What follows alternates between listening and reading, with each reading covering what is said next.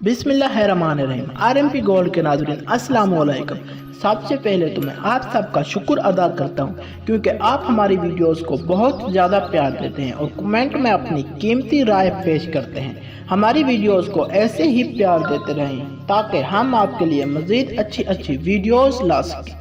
मोहतरम नाज़रीन, आज की हमारी वीडियो में हम हज़रत गौस पाक रहमतुल्लाह अलैह की करामत के कैसे आटे का थैला सोने का बन गया आपके सामने पेश करेंगे, जो यकीनन आपके लिए दिलचस्पी का बाइस बनेगा। मोहतरम नाज़रीन, हज़रत सैयदना गौस आज़म की सिला रहमी का एक वाक़या पेश करना चाहता हूँ। नाज़रीन, आपके फर्जंद हज़रत सैयदना अब्दुल रज़ाक रहमतुल्लाह अलैह फरमाते हैं कि एक मरतबा आप सफ़र हज पर तशरीफ़ ले गए। खादमीन की एक जमात भी आपके साथ थी। आप रहमतुल्लाह अलैह रास्ते में मौज़ा मोहल्ला नज़द बगदाद पहुँचे तो आपने खुद्दाम को हुक्म दिया कि इस बस्ती में जाकर सबसे ज़्यादा मुफलिस और नादार घर को तलाश करो। खुद्दाम ने तलाश शुरू की तो उन्हें एक बूढ़े और मोहताज मियाँ बीवी का घर मिल गया जहां वो अपनी बच्ची के साथ रहा करते थे। आप रहमतुल्लाह अलैह को जब इतला दी गई तो आप भी इस घर में तशरीफ ले गए। आपके खुद्दाम भी साथ थे। आप रहमतुल्लाह अलैह की खिदमत में बेशुमार तहावे अहले इलाके की तरफ से पेश किए गए।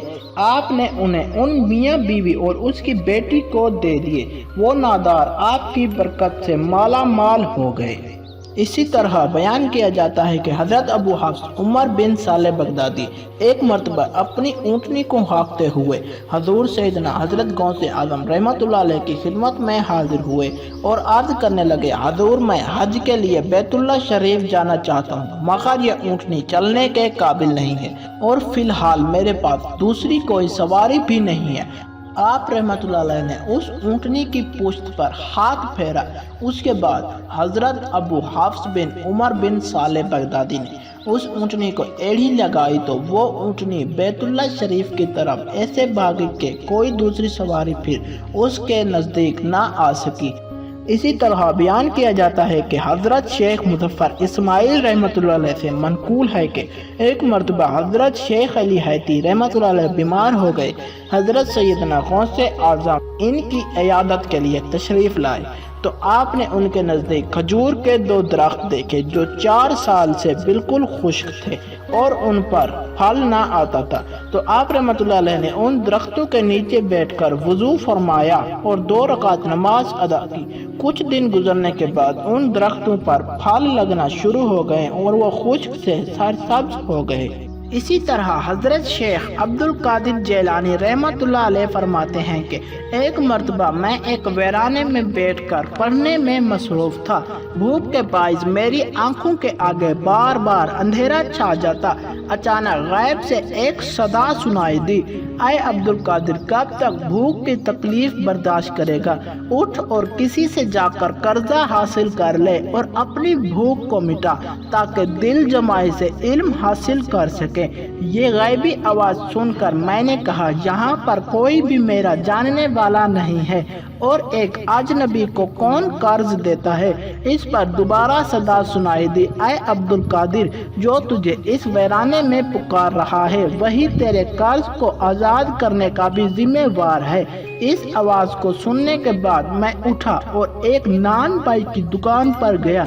नान भाई से कहा, तुम मुझे हर रोज़ कर्ज के तौर पर 1.5 रोटी दिया करो, लेकिन शर्त यह है कि अगर मुझे कहीं से कोई रकम मिल जाती है तो मैं तुम्हारा कर्ज अदा कर दूंगा, लेकिन अगर इसी दौरान मेरा इंतकाल हो जाता है तो तुम मुझे कर्ज माफ़ कर देना।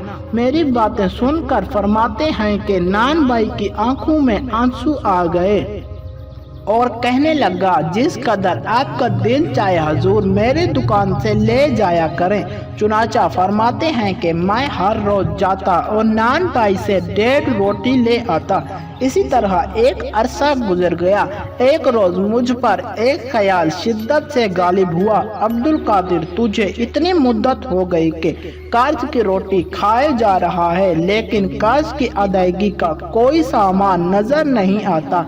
फरमाते हैं कि ये सोचकर बड़ी शर्म आई और मारे शर्म के मैं उस दिन नान भाई की दुकान पर रोटी लेने ना गया।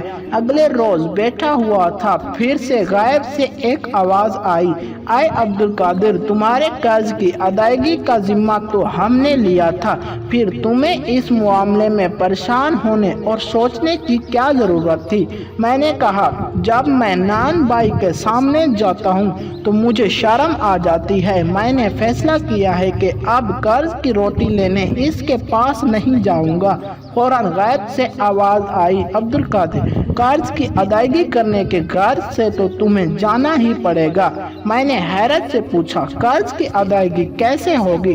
तो आवाज आई, अब्दुल कादिर, तमाम खजाने, घराने और कुल कायनात का मालिक अल्लाह ताला है और तुम्हारे कर्ज की अदायगी भी वही करेगा। तुम इस जगह पर जाओ और वहाँ पर जो कुछ भी मिले उससे नान भाई का कर्ज अदा कर देना।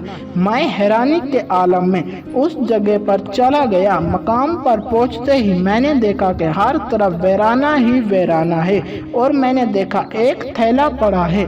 मैंने उस थैले को उठाया, उसमें आटा था और उस आटे के थैले को नान भाई के पास ले गया। नान भाई ने देखा और पूछा कि हुजूर, ये क्या है? मैंने कहा, खुद देख लो। उसने जैसे ही आटे के थैले का मुंह खोला तो मारे हैरत के परेशान हो गया कि वो थैला तो सोने से भरा हुआ था।